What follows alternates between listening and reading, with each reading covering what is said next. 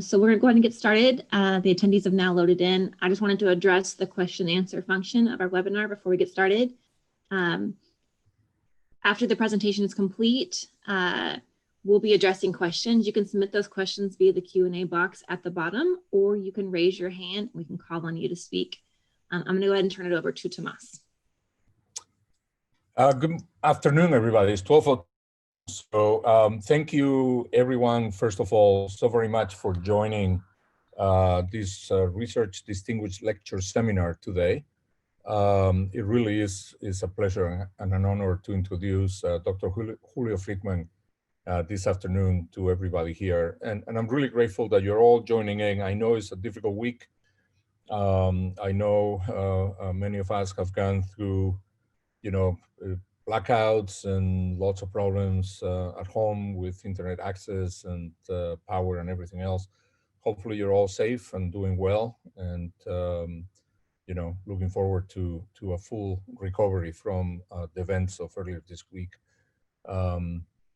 It's very timely that we have Dr. Friedmann with us today because, as you know, we are deep in the process of strategic planning for research at the university. And as you know, one of our research strategic verticals is on the theme of energy and environmental sustainability. And, very few people I can think of better than Dr. Friedmann to talk with us today about leading edge ideas on the future of energy in the country and for the world. Julio is a senior research scholar at the Center for Global Clean Energy Research at Policy at Columbia University today, where he leads a new initiative in carbon management.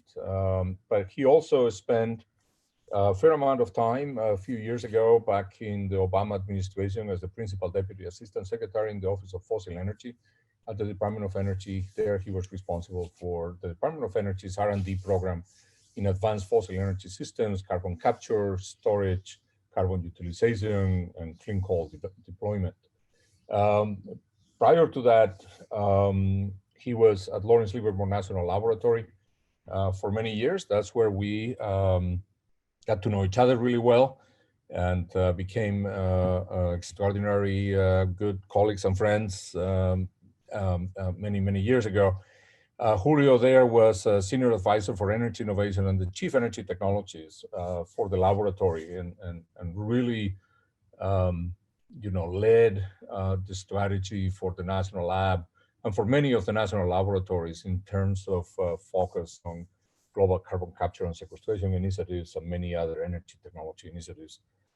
He really is a widely known and authoritative expert on carbon removal and conversion and use, and has been lecturing and writing extensively in the public arena in these areas for many, many years.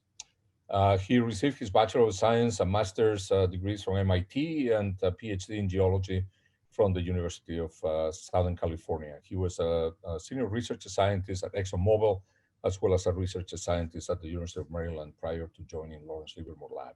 So with that, please join me in welcoming virtual applause for Dr. Friedmann. And Julio, the virtual microphone is yours. Thank you so much, Tomas. And thank you to Oklahoma University for having me. It's nice to be among Sooners again. Let me just say that I'm happy to take a lot of Q&A later today.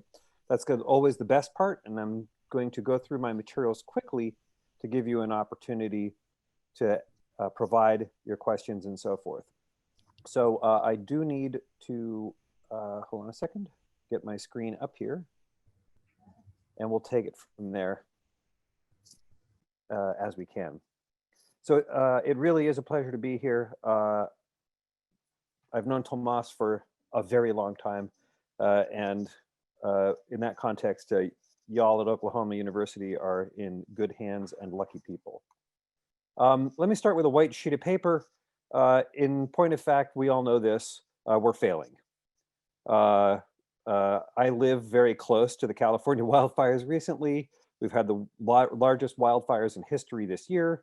The largest wildfires before that were 2 years ago. We were in an evacuation warning zone. My parents had to evacuate 2 years ago. Like, this is not something that is hypothetical in our world. And in that context, what we understand about the foundational climate science is also pretty straightforward. We have to get to net zero. And net zero is in itself pretty clarifying. Net zero means zero. It means you can't emit anything anywhere. Really, you cannot stabilize climate if you're still emitting. If you want to stabilize at any temperature, at any damage level, you have to get to net zero. Otherwise, you're just going to keep adding to the atmospheric stock of carbon. Net zero, though, means if you emit anything anywhere, ever, even these hard to avoid emissions, things like fertilizer and airplanes and stuff like that, you have to unemit an equal amount, or else you don't get to net zero. So it's shockingly difficult, and the math is hard. Everybody kind of knows this, though. We have a net zero framework these days. We're seeing companies and states and these other groups getting to net zero. Reasonable question to ask, how much will this cost? And what should we do first? Like, these are questions that are surprisingly hard to answer. We haven't thought as well about those as we'd like. And part of the punchline here is that we need tools for a net zero economy. We have to reimagine what we do so that we have economic growth and an energy-rich world while achieving net zero. That's the job, and that's what's required. In that context, yesterday is canceled. Business as usual is not a thing we do anymore. As an example, the world's second and third largest economies, China and Japan, the world's first and second largest emitters, China and Japan, have said that they will reach net zero. Different timeframes, there's reasons to wonder how realistic that is, but they've made those commitments. Europe has not only said they'll be net zero in 2050, but a 60% reduction by 2030. That's 10 years from now. That's 2 Senate cycles. That's real soon. How is it playing out? Pretty well, actually. China's #1 in clean energy, wind, solar, hydro. I'd add nuclear to that. It's not working so well for traditional industries. France just canceled an LNG import from the United States because of fugitive methane emissions and the carbon footprint with it. Japan has created market pull, in contrast. They're paying $400 a ton for ammonia. That is twice what ammonia costs elsewhere. It's $200 a ton to make ammonia. If you can give them low carbon ammonia for ships or to move into their power plants, they'll pay twice as much. BP has declared peak oil was in 2019. They've responded to that by firing 12,000 employees and rebalancing their investment portfolio. And the Pope has called for fossil fuel divestment as part of a net zero strategy. So that's what the world looks like now. And I say this because what it means is that the idea that this is a political challenge only is false. Like, this is where the markets are. This is where the governments of the world are at. And so if America wants to compete, if we want to have a just, verdant future, we got to get into this. Even in the United States, 9 states, 35% of the population and about 40% of the GDP have set net zero power targets. And then contrast to that, ExxonMobil's been kicked off the S&P 500. So the good news is that as much push as there is, as much pull as there is, there's just lots to do. There's opportunities in this, and that's what I want to focus on today. We can harangue about what we should do, but I want to talk about what we can do instead and why that's good. In doing so, though, you got to be humble. There's a lot of stuff we don't understand, and the world's a complicated place. That humility will actually take us far. The punchline for the talk: we have to combine a construction agenda with a reduction agenda. Everybody gets an opportunity to work here, and I'll spell out what I mean by everybody, but everybody gets to work on this problem. And so we can't build our way to zero, but there's a lot that we can build, but we have to do it with an eye to greenhouse gas reduction as the core task.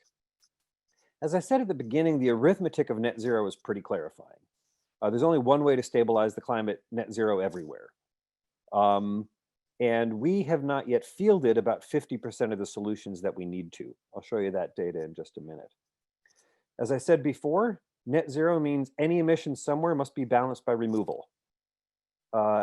Based on our best guesses right now and the available science and economics, we're going to need 10 billion tons a year of CO2 removal every year. That is twice the size of the oil and gas industry, which moves about 5 billion tons of stuff. So that's a lot. So we have to build an industry twice the size of the oil and gas industry, working in reverse in 30 years. That is a big, big task. And if we fail at anything, we need more of that CO2 removal, because it means that we won't be doing the reduction part before the removal part. Ultimately, we're going to have to put a lot of that CO2 back in the earth where it came from. And that's just, again, the arithmetic. To a first cut, natural systems are in balance. That means you cannot put the 2 trillion tons of CO2 we've already emitted back into them. Like, there's a whole bunch of good things we can do in the biosphere and should do. I'll talk about that in a little bit. But fundamentally, the biosphere has limited capacity. We need to get back to the geosphere. That's the work. And as I said, everyone gets a chance to do that work because we need more of everything. Let me start by saying that a big chunk of this work we've agreed we will do. That's the stated policy scenario. That's basically what we've committed to in Paris. So far, let's be clear, we're missing that. An enormous number of important nations are not meeting their Paris commitment. But let's assume that they did. We need lots of everything. We need more zero carbon electricity. We need massive gains in energy efficiency. We need zero carbon fuels. And we need innovations we don't have yet. And if we don't, we just won't succeed. Like, that's kind of the math.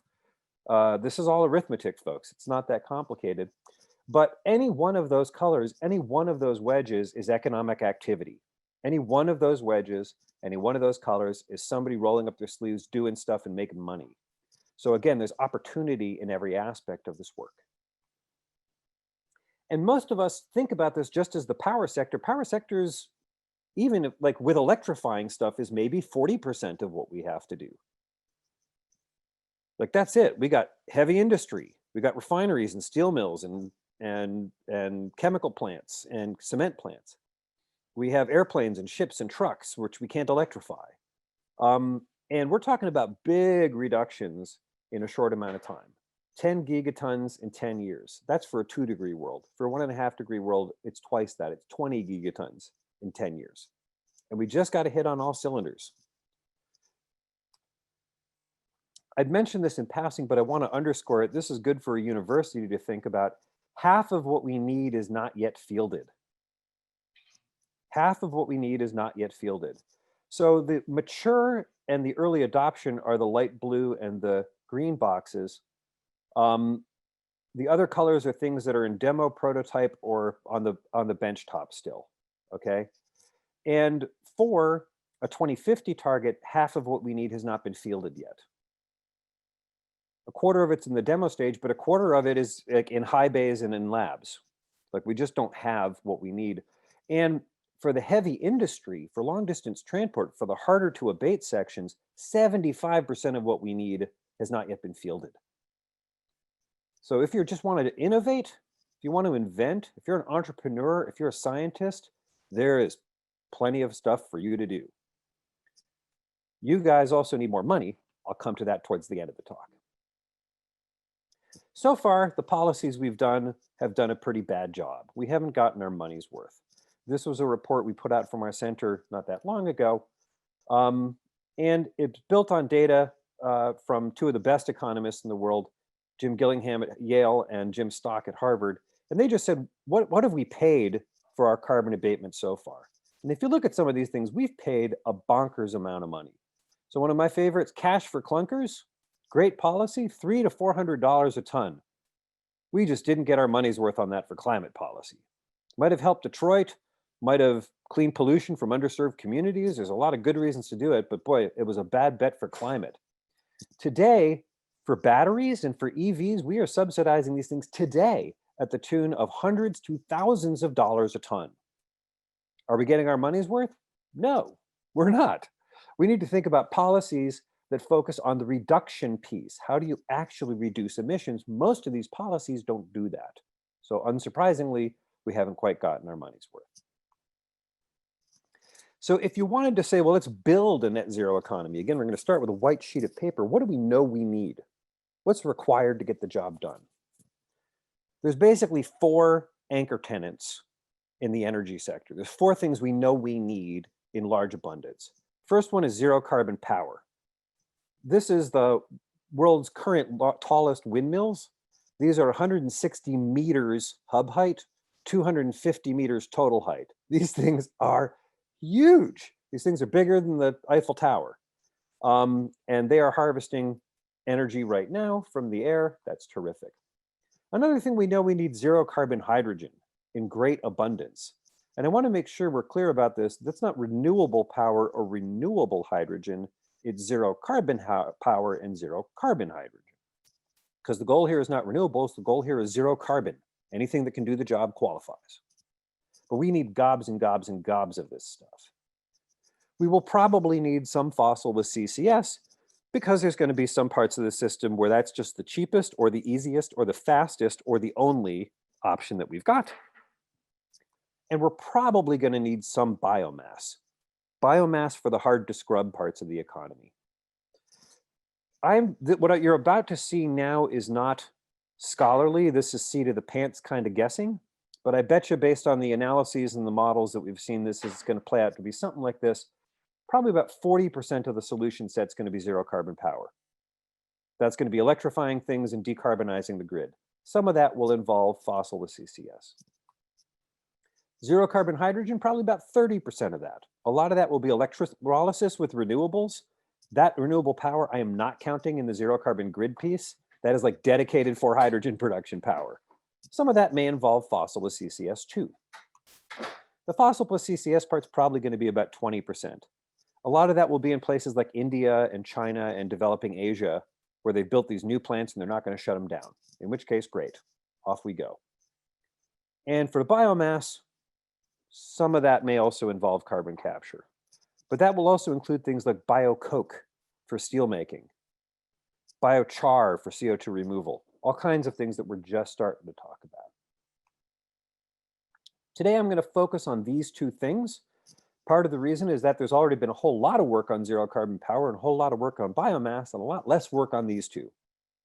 Part of it is because I think these two are also highly relevant to Oklahoma as a state and Oklahoma University as a school. So let's talk a little bit about hydrogen. So for starters, if you burn hydrogen, there's no carbon that emits from it.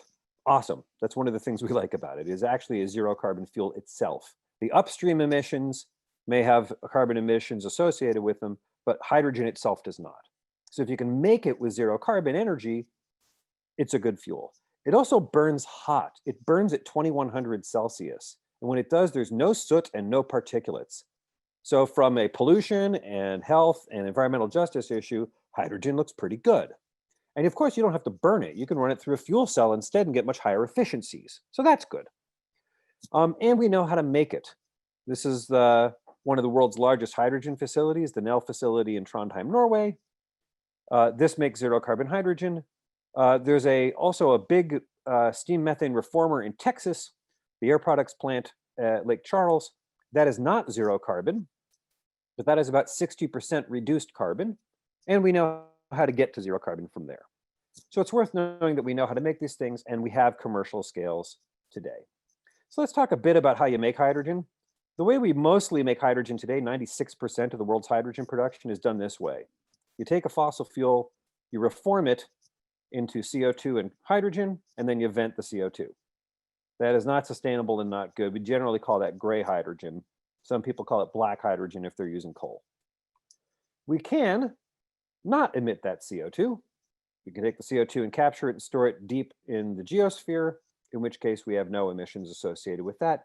We can get up to 99% CO2 removal with this. Good to know. Of course, the other way to make it is with zero carbon electricity. You put that into an electrolyzer, you split water, what you get is that. You get hydrogen and oxygen, and the oxygen is a product you can sell. There's a bunch of challenges with this. Key challenge is cost.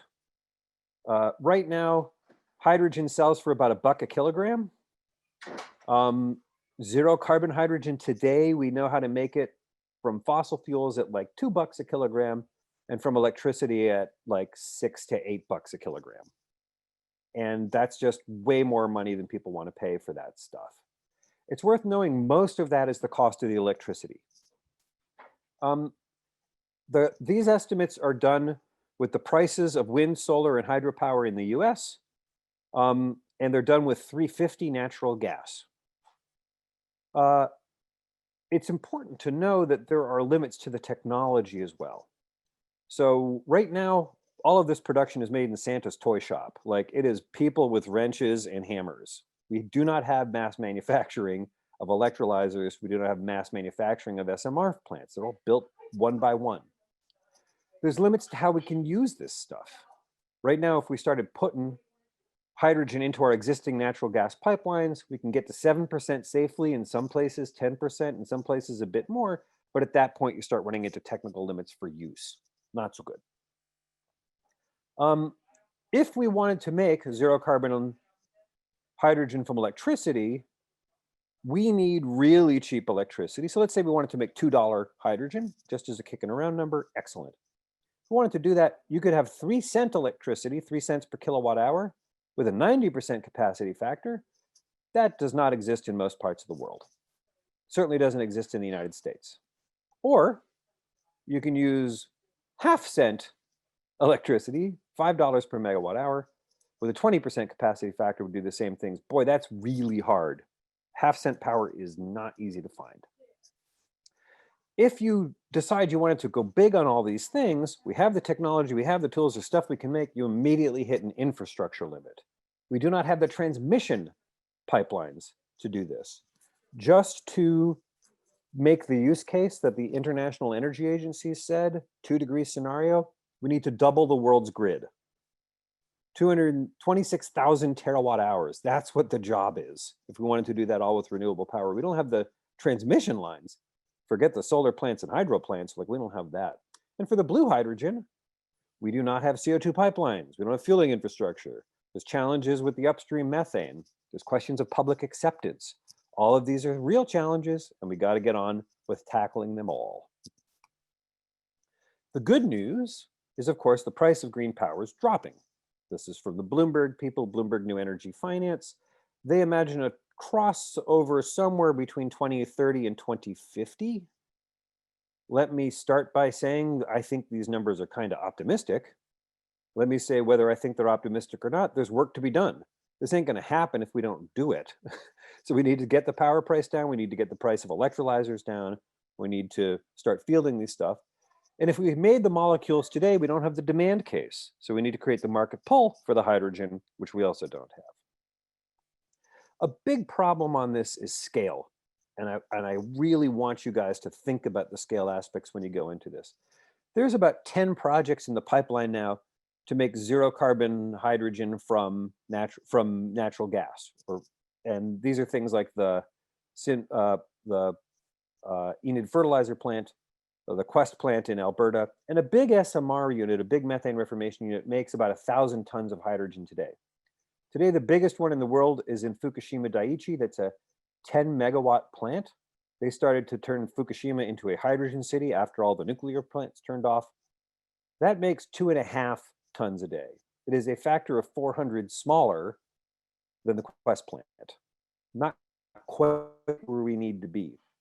The biggest announced project looks more realistic. That's the NEOM project in Saudi Arabia.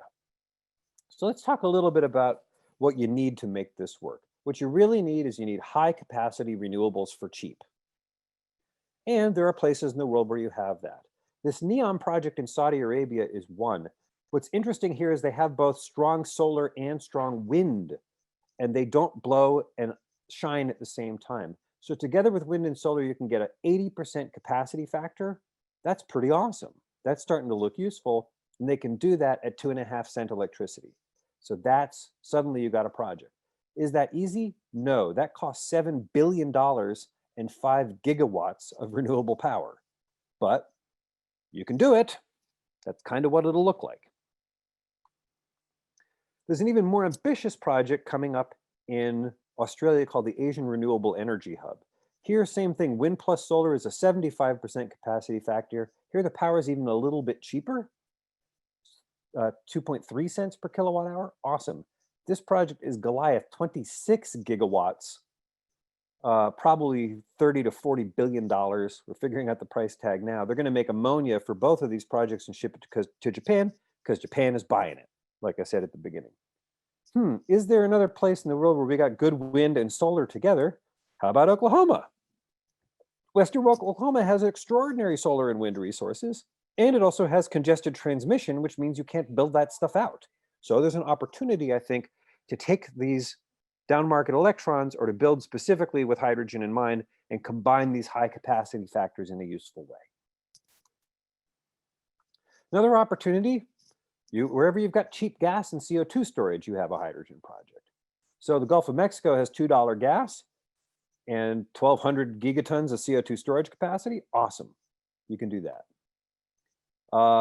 That's kind of what it'll look like if you get these things going. You could do the same thing in Alberta. Alberta has even cheaper gas. It's $1.50 there.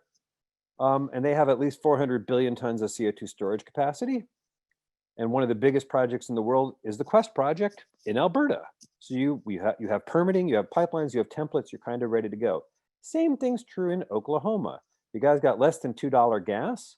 You got the Permian Basin and the Anadarko Basin, not that far away from you, probably about 500 gigatons of storage and the world's best EOR opportunities. So there's a way to think about hydrogen production and CO2 storage in a virtuous way in your geography. Some of this is going to involve carbon capture and storage. I'm not going to dwell on this just because there's not enough time and there's a lot to discuss. But this is the Swiss Army knife for decarbonization.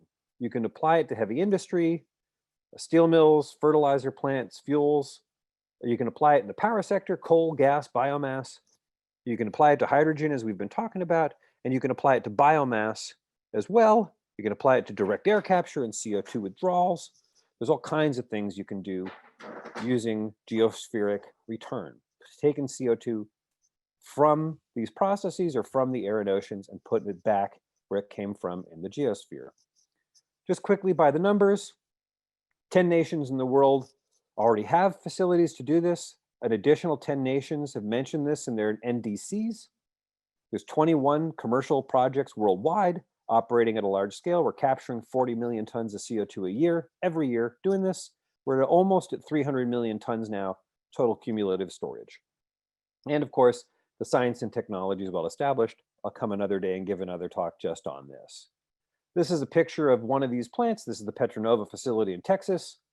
It's shuttered right now, basically because the oil market's down, but it's captured 5 million tons of CO2 already at a cost less than $100 a ton. This is the biggest facility in Australia, 4 million tons a year, turned on last year. This is the world's first low carbon hydrogen project. I mentioned that at the beginning, Port Arthur. They've stored 5 million tons of CO2 that is still operating. And the Quest project in Alberta, which has captured 4 million tons of CO2. And this one has higher abatement fractions. One real tough challenge in all of this is, what do you do for industrial heat? I bet you most of you folks don't wake up every morning going, what do we do about industrial heat? But I do. And there's good reasons why. One of them is that industrial heat emits more than all the planes and cars in the world combined. It's 10% of global emissions. Aviation and cars are 9%. And we don't have a lot of options. We just don't have a lot of things to do. For those things, maybe hydrogen will work locally, maybe biomass will work locally, and I'm enthusiastic about those options. One of the things we've seen is that typically what we're going to see is carbon capture will actually be the cheapest option on this. And that's true for a methanol plant, that's true for a catalytic cracker, that's true for a cement plant, that's true for a steel mill. And you'll get high fractions of decarbonization at the lowest cost just on the heat stuff. That's important because we've built a lot of these things. This is a vintage map of all the chemical plants in the world. Chemical plant runs for 30 years, about half of them are less than 10 years old. So they're gonna run a long time, and we use chemicals in our daily lives, so carbon capture looked good on those things. Looks good on the steel mills too. Steel mills run for 40 years. 95% of them have another 20 years of life to these. So if we don't want to shut them down early, we could just capture the CO2, and that's a lot cheaper and a lot easier, I would add. One of the ways we figured this out is by using a tool fit for purpose. We've come up with an improved methodology, something called the levelized cost of carbon abatement, as a way to start figuring out how to separate these things and compare them. So if you want to talk about how to generate low-cost electricity, like we got a lot of information on that. How much carbon abatement you get for that is a different question. So the cost of electricity production is not the cost of carbon abatement. I'll explain that in a minute. So we created this methodology in the tool, just put this on our website. Hope you all take a look at it. We welcome your comments.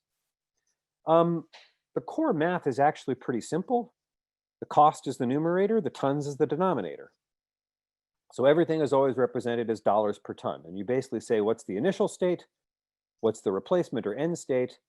That's how many emissions you got in the denominator. It's levelized, meaning we use consistent cost terms, net present value, discount rates, all these sorts of things. But the core of this analysis is you got to figure out what emissions reduction you're getting. If you don't get an emission reduction, you ain't doing the job. And it has to be a real reduction. It can't be a hypothetical reduction. So you can't say like, we're going to avoid carbon emissions by building a solar plant instead of a coal plant. Like, no, you can't do that. It's got to be an actual reduction. You can replace a coal plant with something else, but it's the actual reduction emissions. So, and to make it clear, the displacement in the denominator dominates the decisions that are associated with this levelized cost of carbon abatement. Now, what I showed you there was the simple math. Actual math is a little more complicated, and all those terms have their own math behind it, and each of those terms has their own math behind it. Take a look at the report. I'm going to give you just a couple of punchlines from that report before getting into what to do. So one of them, we just said, what does it look like? One geography, California, one technology, putting on solar. And the punchline is utility scale solar looks like a bargain in most cases. It's less than $200 a ton. In most cases, it's less than $100 a ton. Rooftop solar, basically never a bargain. Just costs too much. So the other thing is the actual value you get from building rooftop or utility scale solar is a function of what it displaces. So, you know, if you're displacing a natural gas plant as opposed to the grid, you get a better value. So you should think about policies that do that displacement. Otherwise, you're not getting the value from it. One thing we also did is we said, hey, what's the value of innovation? So let's take a learning by doing. You get from different doubling rate, 1 doubling, 2 doublings. So this is 2x global deployment of solar. This is 4x global deployment of solar. Awesome. What do you get? Well, if you displace that in the grid today, it would still cost $200 a ton for rooftop. It costs $50 a ton for utility. So again, maybe we should be thinking about that. We also did an analysis where we looked across markets, different geographies, different grid mixes.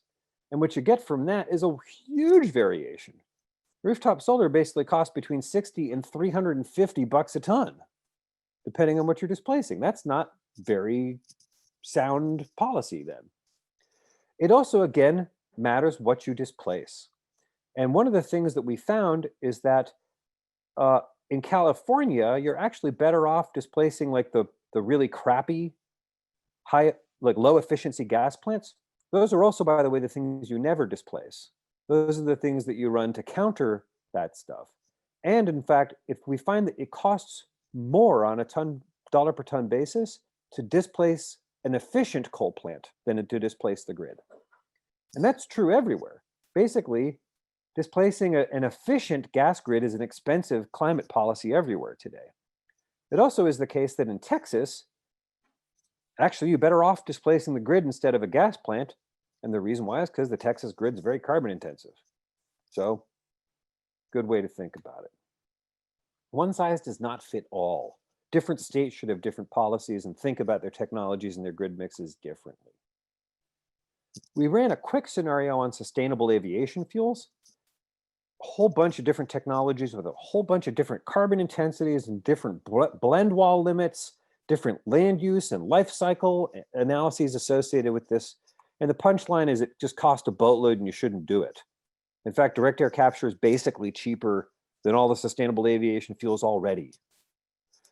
So maybe that's a useful regulatory option. From a policy perspective, what's a compliance option for aviation? if you make direct air capture a compliance option, then companies could save money and travelers could save money using direct air capture today. This, by the way, is what direct air capture looks like. I mention this because it does exist. This plant does the work of 36,000 trees today, and that's going to get better. They are capturing CO2 from the air, and they're putting it underground where it gets mineralized in a month and have a commercial offering on it. So if you want to get into that business line, there's people who are hiring today. And in fact, the first big plant's going to get built in Texas, not that far from you guys, 1 million tons a year in the Permian Basin. The costs are already coming down fast, and they're going to come down faster with deployment. This is going to be helpful again in thinking about ways to get to net zero, because we need emissions removal as well as emissions reduction, and this does the job. If we have that technology, even at $300 a ton, we save $3 trillion a year globally hitting that target. And if we get direct air capture down to $200 a ton, we're saving $5 trillion globally. Showing you that old policy curve I showed you about before. This is what the cost of conventional carbon capture looks like against those policies. So it looks like a bargain. But even direct air capture today is a bargain compared to things we already paid for. So I like the idea of thinking about what are policies that we can use to get this stuff into the market. This gets us speed, this gets us optionality, this gets us jobs, this gets us cleaner air. There's a bunch of stuff that we get from doing this. As I've mentioned before, there is an impressive innovation agenda to pursue here. The good news is that there is strong bipartisan policy support for it. Over the past 4 years, the discretionary DOE budgets in energy have increased 25%. Since 2010, they have increased 40%. There is bills in front of Congress now, the American Energy Innovation Act, that has strong bipartisan support, 60 senators from both parties, and it would invest energy RD&D in a big, big way. It's part of the Biden's plan, but I don't want you to get the impression that this is a Democrat versus Republican thing. There is strong bipartisan support and strong bicameral support for this legislation. I also would say that this is an issue of competitiveness. The United States invests about 0.04% of its GDP on energy research. China does more than twice that, but heck, we're getting lapped by Finland. We're getting lapped by Estonia. Hungary puts more of its GDP into clean energy R&D than we do. We cannot be the economic titan we want to be if we are not competitive. We simply got to put our money into innovation. So what we proposed in a recent report, Energizing America, was tripling the budget. And we explain why we think that's the right number. You can get that on our website too. We think that that's part of what we need. It's not just the climate part, it's the global competitive part too. And that includes multiple agencies. That includes fixed money for demonstrations. Like, we just got to get the job done.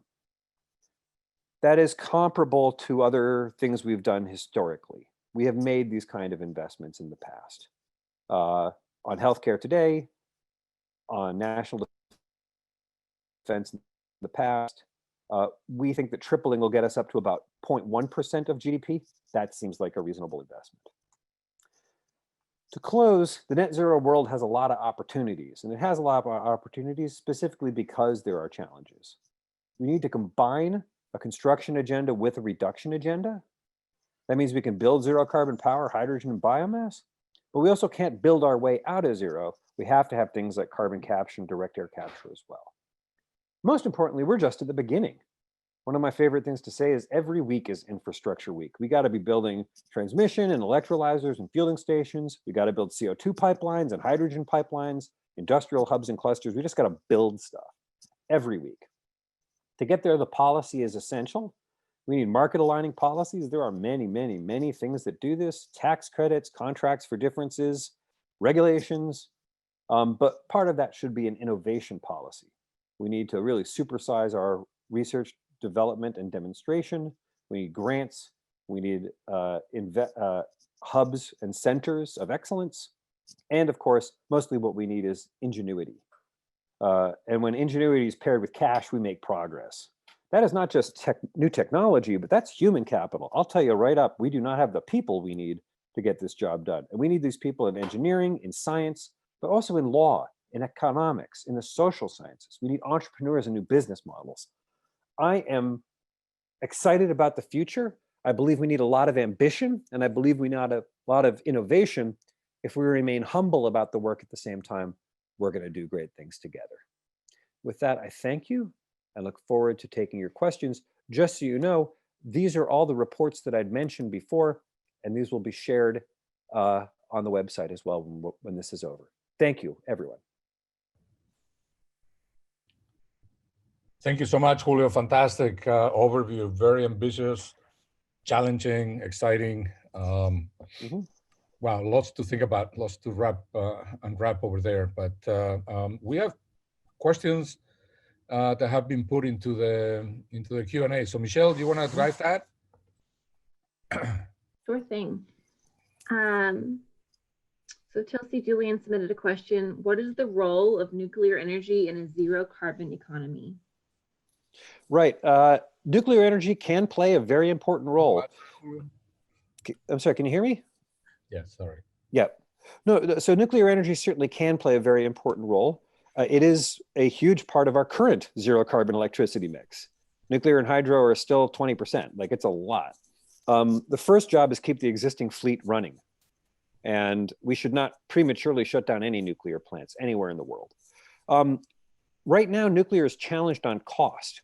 It's very hard for a new nuclear plant to compete on price in all of these markets. That is something an innovation agenda can and should tackle. Hopefully that will make some progress over the coming years.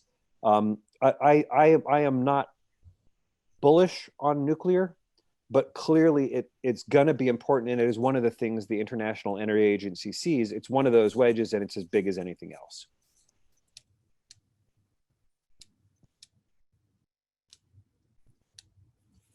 So let me talk to Toby Bryce's question. He says, I've seen decarbonization estimates that are more like 80% renewable with a need for 10 to 20% baseload that could be met with nuclear, fossil, CCS, better storage.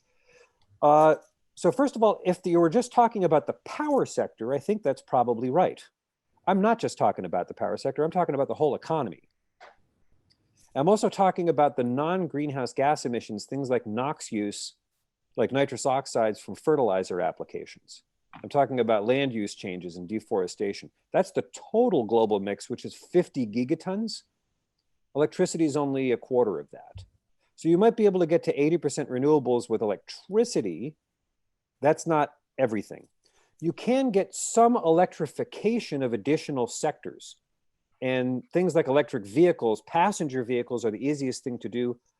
Between you and me, I think passenger vehicle EVs, battery cars, like that's just going to win that space. There will be some hydrogen cars, but there won't be a lot of hydrogen cars. When it comes to trucks, boats, no, batteries can't do the job today, and they probably can't do the job ever. So you actually need things like hydrogen to do the job there.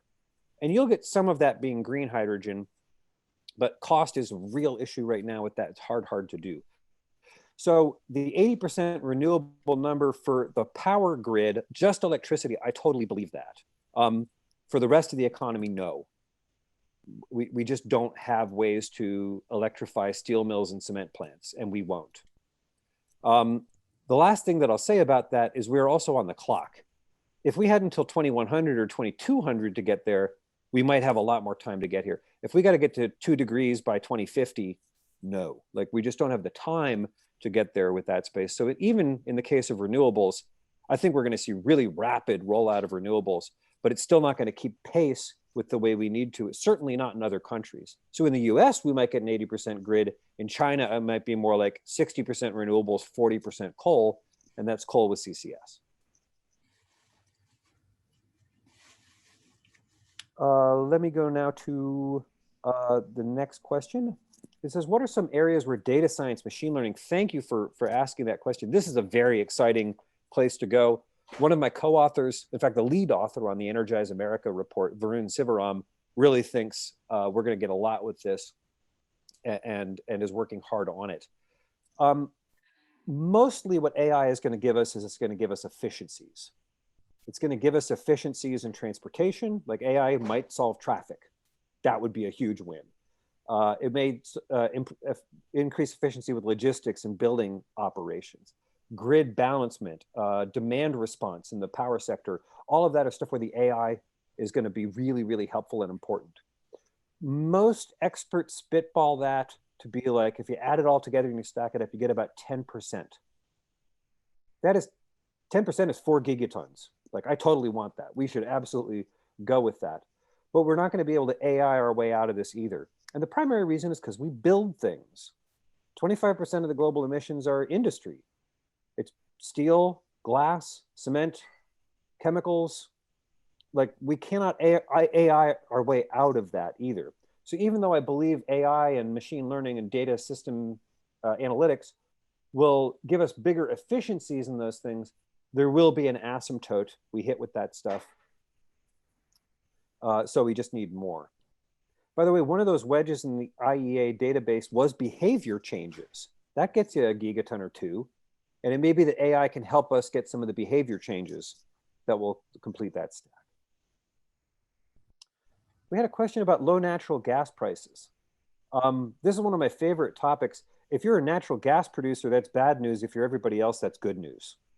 Low-cost natural gas is great. First of all, of course, it has already displaced a bunch of coal and continues to displace that elsewhere in the world. One of the things I like is that LNG exports from the United States unquestionably reduce emissions in other countries. In China, Japan, India, like, it definitely helps. Ultimately, though, we have to get to zero. We cannot, like zero is hard. And so I think that blue hydrogen, hydrogen made, zero carbon hydrogen from natural gas, is going to be a big, big thing to do in the next 10 years. As we scale up the enterprise, we can't scale up on green hydrogen today. We can't scale up because there's not enough cheap green electrons and there's not enough electrolyzer production.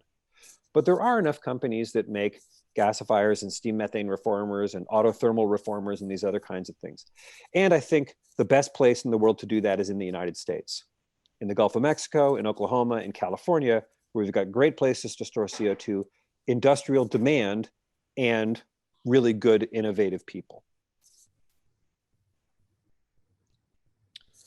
One of the things that, by the way, to your question is, if we do a good job with that, then we'll be able to sell that stuff to other countries in the form of ammonia. We don't have hydrogen ships yet, but we do have ammonia ships. And there's now a lot of countries and companies that are working hard on taking ammonia and either just using it directly as a fuel, just throwing ammonia in a coal plant. Like, that's awesome. You can get to 50% emissions reduction just with that. So that's cool. In some cases, they're regasifying the ammonia using waste heat and running that into a gas turbine.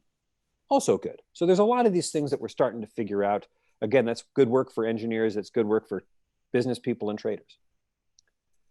There's a question here from Daniel Resasco. Are you familiar with the lab scale process that produces CO2-free hydrogen from methane in molten metal alloys? So yeah, there's a lot of these kind of methane cracking technologies. Some of them are molten metal based, some of them are plasma based, some of them are direct electrolysis. I'm pretty interested in that stuff. It's a good example of a place where, like 10 years ago, nobody would have cared about this technology, but now people think it's really awesome because there's markets for this stuff. Great. These are interesting technologies. I have seen a lot of benchtop scale technologies that look interesting die. I've seen a lot of high bay technologies die. I've seen a lot of demonstrated technologies die.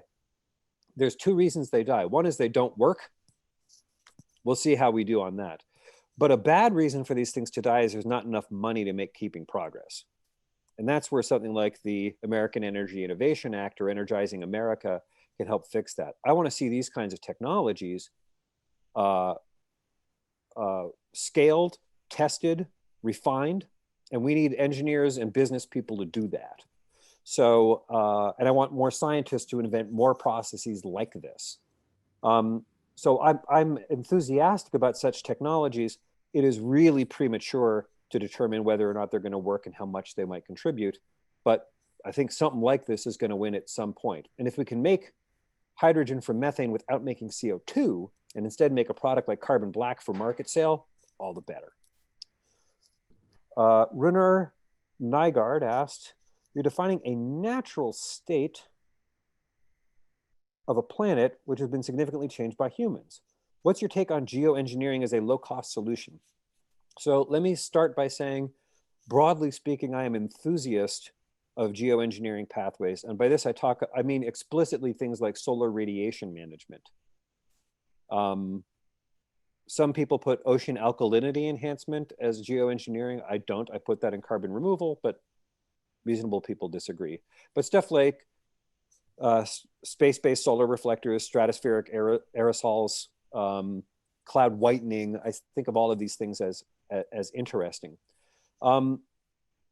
There is real moral hazard with this thing. I think, so what? I think we have already blown through a lot of good options. So scaling and investigating geoengineering is an important research task. What I would close this part of the discussion with is that all the people I know, and I mean all the people I know who work on geoengineering, are adamant on this point. The only ethical thing to do right today in geoengineering is research. We are far from deployment, we are far from governance. And the deployment and governance issues are huge. So no one is advocating deploying this stuff today. What I also believe is the people working in geoengineering will state categorically that this is a tool that we can use to avoid human suffering and avoid species loss. I sometimes hear environmentalists say, that's it, we've lost the Arctic. And I'm like, no, we haven't lost it yet, that's a choice. Maybe something like solar radiation management can save the Arctic. But we have to start doing research on it before we can have a real conversation. At this point, it's still all on paper.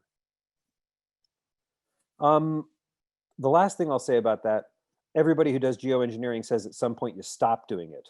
It is unethical to maintain it forever. Raphael Zebzhemsky, sorry if I got your name wrong there, Raphael, asked if you could do only one thing, what would it be? And if I could do only one thing, I would elect people who care about these issues. Straight up. I don't care what party they're from. I don't care what denomination they're from. In order to get this stuff deployed, you need money. And in order to get money, you need finance. And in order to get finance, you need policy. It's just that simple. All of this stuff is about balancing some market externality. And so I left a national laboratory and now I work in a policy school. And the reason why is because that's where the work is. We got a lot of solar and wind deployed through renewable portfolio standards, production tax credits, investment tax credits, innovation investments, feed-in tariffs, industrial policy, and then suddenly it became cheap. Like after 50 years of innovation and policy, then it became a market solution. Like we need to do that with everything. And so if I could do one thing, I would do that. And I want to be clear about that. That is not a partisan stance. Any politician who wants to do this, Republican or Democrat, state level, federal level, local level, like that's worth doing.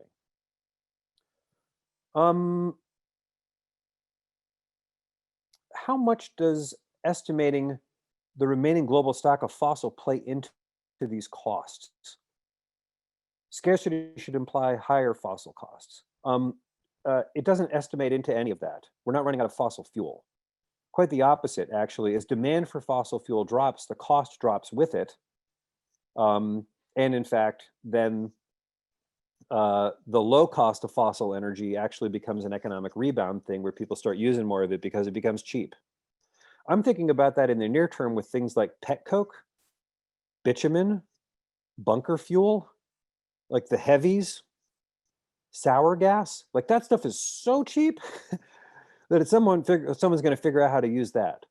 And that's fine as long as there aren't carbon emissions associated with it. All of these cost profiles and stuff are about getting to net zero. If you don't care about net zero, then we're talking about something completely different. But if you have to get to net zero, the availability of fossil fuels is not a limiting agent in any way, shape, or form. I will say the economists who do this are very conscious of the price rebound estimates and issues associated with it. Abbas Sayed-Dalali has asked, there it is, what's the role of education so this becomes a way of life? A lot of people like the idea of social engineering instead of actual engineering.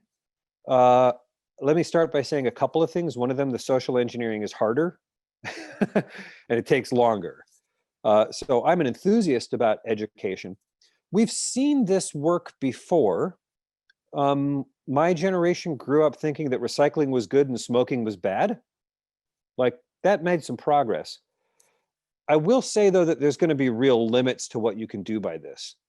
So, for example, the voluntary market generally is about 3% of any market. So fair trade, for example, we've educated people that they should pay extra money for fair trade because that makes people, that's like a more virtuous thing to do.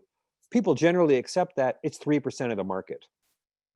Labeling foods has not caused people to eat healthier, no matter how much education we do on healthy eating, right? So there's limits to what you can do with this, and there's limits to what you can do with virtue signaling. The most important role we can do in education is not about zero carbon alternatives, it's actually about climate and energy. Most people do not know the difference between a kilowatt and a kilowatt hour. That has to end.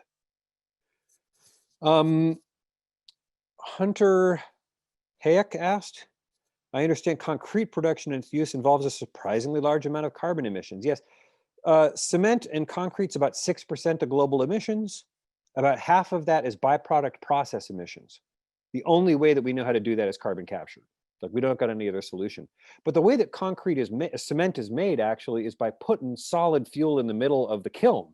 And that's usually like trash, tires, coal, pet coke, like the bottom crappy stuff is what goes into concrete. That's part of the reason the emissions are high, but also there's no substitute for that. You can't run natural gas into a cement kiln. Like, what do you do? So that one's just properly hard. And concrete is the second most used product on Earth after water. A lot of people are counting on a dematerialization strategy, which is let's use less concrete so we make less of it. Good luck with that. We haven't figured out how to do that yet. So that's a good thing to work on. Like, architects should work on that. Civil engineers should work on that. Like, what's a good dematerialization strategy? Lawyers and regulators and politicians should think about low carbon standards to use less concrete and stuff. In the near term, though, boy, carbon capture and storage is kind of it for concrete production. That's 6% of the world. We just got to get that. Last question, I think, because we've only got one more question. This is coming from an architecture individual, J. Kyle Casper. He's in the architecture faculty. Can you discuss more about the role of buildings? So buildings today are also 6% of emissions. One of the challenges with buildings is that the stock rolls over very slowly, as you all know. A good building lasts for 100 years. That's because we want it to. So from a design perspective, there's a lot of good things to do, both thinking about sort of zero net energy design, zero net carbon designs, putting things like cross-laminated timber into instead of using concrete. That's something we can do some of. There's the new materials, new kinds of cement and concrete, which are either deep reductions or even carbon absorbing concrete. So there's things that you can do with that stuff that looks interesting. Architects wake up thinking every day about design. I think that's a good thing to think about. I would encourage you, though, to go beyond the design in the architectural lectures that you do. Start thinking about standards. Because what you really want is you want building codes to reflect what you can do. And that means rolling up your sleeves and engaging with a bunch of stakeholders who have a stake in that outcome. I would love Julio, to do more. I'm telling you, this is a treat, but I'm afraid we're at time. Right. Hey, I'm gonna use moderator prerogative here, and if you don't Please. mind answering one more question, which I really would like your take on it. This is for you, is from presumably attendee who is on the phone, I suppose. It says, great presentation, thank you. We're in Oklahoma, so if you're to advise the leadership of a major independent producing oil and gas, which is a lot of the state economy, what would your advice be to them on how to remain relevant in the changing environment and facilitate carbon reduction? And we'll end with that. How's that? So there's three overarching principles and lots of opportunity. So the first one is start thinking net zero. That's the first job. So if you're going to take carbon out of the ground anywhere, if you're going to produce oil and gas, you got to figure out how to put it back. You guys can do that. Not a lot of states can. New Jersey can't do that. Oklahoma can. So you should be thinking about how and the same thing with wind and solar. It's born zero carbon, and you guys got boatloads of it. And so thinking about not only how to supply a local market, but a global market with that stuff, like that's a good way to go. So first one is you guys got incredible net zero resources at your disposal. Second one is what can you do that other people can't, right? And there's a whole bunch of things that you have that other people don't. Because you have this high combination of wind and solar in one place, not only can you do hydrogen, but you can do CO2 removal as a service. And people are already paying $600 a ton to do that, okay? And what you need to do direct air capture is low carbon heat and electricity, and you have that. So you guys have a market opportunity that you could think about chasing there that other places can't do. You know, Iceland can do it, Saudi Arabia can do it, but so can Oklahoma. Same thing with biomass. You guys have pretty good biomass options. And there's ways to think about sustainable biomass in Oklahoma that I think are pretty interesting from that perspective. And other people can't do that. They really can't. Saskatchewan cannot do biomass the way you guys can. And the third thing I would say is innovate, innovate, innovate. You guys got world-class universities, got world-class companies. You guys should be an engine of making stuff that other people can't conceive of and deploy. And a lot of those people are people who are going to come out of the oil and gas industry. They're chemical engineers, material engineers, and all kinds of people. Sorry, I could go on, but we're at time. All right. Thank you so much, Julio. That was fantastic. We have other questions in the Q&A that, you know, we're going to capture and send to you if you don't mind. Okay. Please do. And we will stay in touch. We'll continue to this conversation. I think is terribly important to the world, but certainly also to us as a university, to the state of Oklahoma, and to everything around us. So thank you. If I can offer one last thing, with respect to the university and the state, as you guys want to think of things to do, you know where I live. Don't hesitate to give me a call. And before we sign off, we have this award to present to you, Dr. Friedman. We'll be putting it in the mail. I feel loved. Thank you very much. This is our distinguished lecture series globe that we present to our speakers. And, you know, we are doing it in 2 dimensions this time, but you will have the 3-dimensional version soon in your, your home. Okay. Thank you so much. I appreciate it all. We will see each other soon. All right. Thank you. Take care.